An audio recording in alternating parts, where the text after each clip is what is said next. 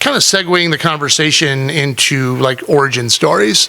I don't think you've ever actually told me about how you started MINDSCAPE. Was it MINDSCAPE from day one? So yeah, it was interesting. So I did network marketing full time for like 5 years, and then I transitioned into Nextel phones just as they came on the market, little push to talk buttons. I remember those. And sold a lot. I was working for a company out of Birmingham, Michigan, and I led a division of it here in West Michigan and one in Chicago, and both of them were like top in the market from sales, which I had some really good salespeople. Lots of, and we had fun. Like we just went out and had a great time spreading the word, and that was an amazing product.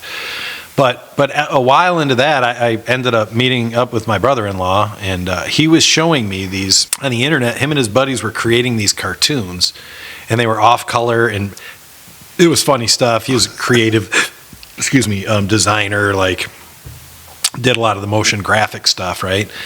And he told me, he's like, we go to work in our office, and we play slot cars. And then we come up with ideas, and then we go and we produce the ideas, and we make these, these cartoons or whatever, and then we publish them, and then we go play more slot cars. And there were some other things that they did, but it's a family show, so I won't bring those up. But no, they had a good time, right? And they were making $60,000 a month from doing that, and I was like, oh my gosh, I need to do that. So I came up with this idea to start a website. And my original company name was City Mall 2000, and and this was in 1999. So I was preparing for the 2000s, right? Like, great branding, great brander. Like, let's name it so it's relevant for 1 year. And my goal was to go and talk to businesses and say, look, if you pay me $750 a year, when they come to the website, they'll have categories, and they'll click on a category, and then if you want a listing there, it'll be $750 a year, and we'll put a link to your website. So it's basically just a directory? Yeah. It was like City Search before City Search. Oh, okay. In fact, do you remember Search Grand Rapids? Not really, no, but I can imagine what it was. When they launched that business, the owners of Search Grand Rapids were emailing me as if they were customers, asking me information on my pricing and how I was going about it, and asking me all this stuff about my business model. And I was so naive in the beginning, I was sharing it because someone wanted to talk to me about the City Mall. Next thing you know, they launched Search Grand Rapids, and it kind of made everything like, they had investors, they had all the stuff. My stuff looked very amateurish. And I was like, and then I thought, joke's on them, because this was like 5 months into it, about a month before the bubble burst and everything hit the fan.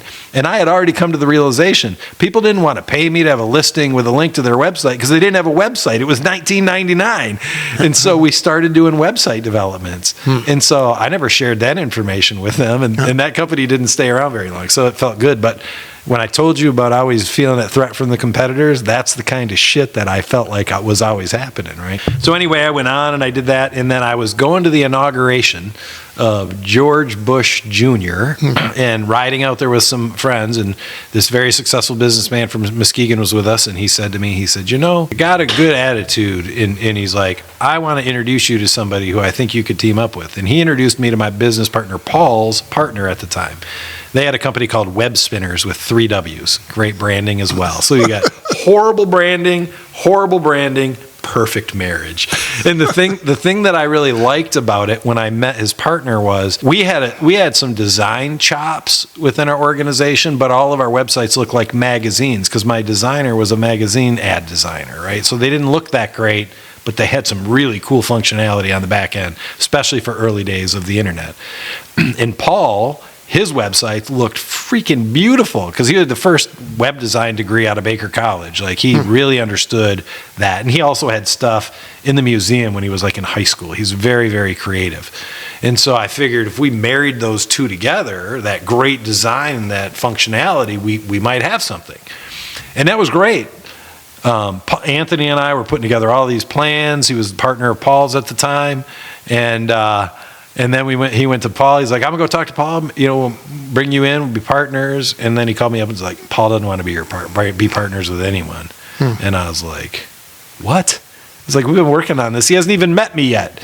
And I said, tell him to come to Grand Rapids this weekend so he can meet me. And so he came to Grand Rapids. We went out, and we had a great time. We had a party. And by the end of the party, Paul recognized that we should be partners. And thank God, because 25 years later, we still are. But we had some difficulties, didn't see straight with the partner who I originally aligned with, and we decided to part ways. Let's just put it that way. And sat around on my living room floor in my house. We hadn't even had furniture moved in there yet, talking about a name, and I spit out the name MINDSCAPE because I felt like it sounded good.